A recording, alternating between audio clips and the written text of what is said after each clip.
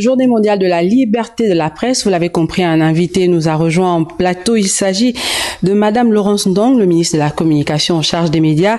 Voilà, des lignes ont bougé en faveur du Gabon par le classement de Reporters sans frontières. Une bonne nouvelle pour vous, qui êtes le patron des médias?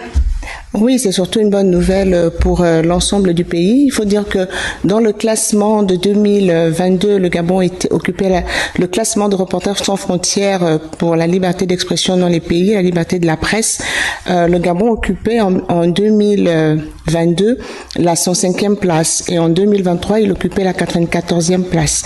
Et le rapport qui a été publié ce matin fait passer le Gabon de la 94e place à la 56e place.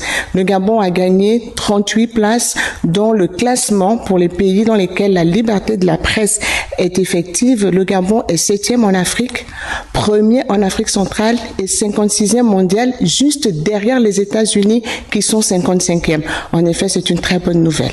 Et qu'est-ce qui peut justifier le gain de cette place pour le Gabon? C'est évident que nous devons ce gain de place, cette sérénité qui s'installe dans le monde des médias par la liberté de la presse qui est de plus en plus respectée. Nous le devons simplement au coup de libération qui a été perpétré par le Comité pour la transition et la restauration des institutions, alors que l'on craignait qu'avec des militaires au pouvoir, que le peuple soit bâillonné.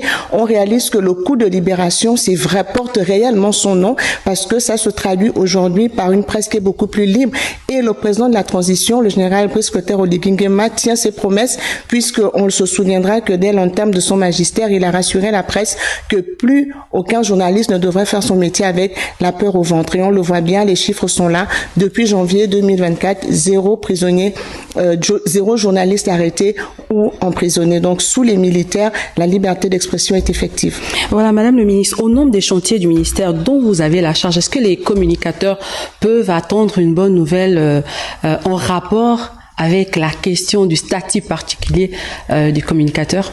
Alors, comme je le leur ai dit ce matin, je vais le répéter. Il y a un changement de paradigme effectif à la tête de l'État.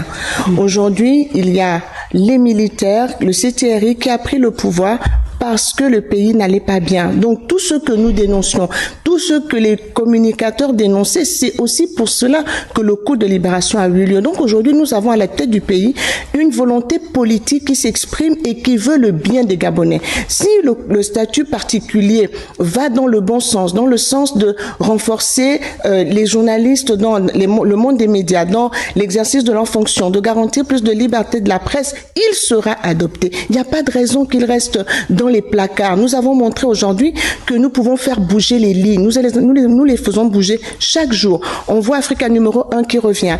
On voit plusieurs chantiers qui bougent. Donc oui, nous allons nous pencher sur ce statut particulier. S'il est mérité, il sera adopté. Et nous croyons qu'il est mérité. Nous voyons, vous êtes là aujourd'hui, à n'importe quelle heure vous êtes là. Avant-hier, c'était le 1er mai. Pendant que d'autres faisaient la fête du travail, les communicateurs étaient sur le plateau parce que l'information ne s'arrête pas. L'information n'a pas de week-end. L'information n'a pas de jour férié, l'information n'a pas de vacances. Donc oui, il faut traiter la question de ce statut particulier. Il faut aussi toiletter le code de la communication. Nous voulons un pays qui se porte bien. Nous voulons un pays dans lequel chacun exerce sa profession en étant fier de le faire parce que les conditions sont réunies. C'est le rôle de notre travail et nous sommes fiers de le faire parce que c'est aussi d'abord la volonté du chef de l'État et de l'ensemble du gouvernement.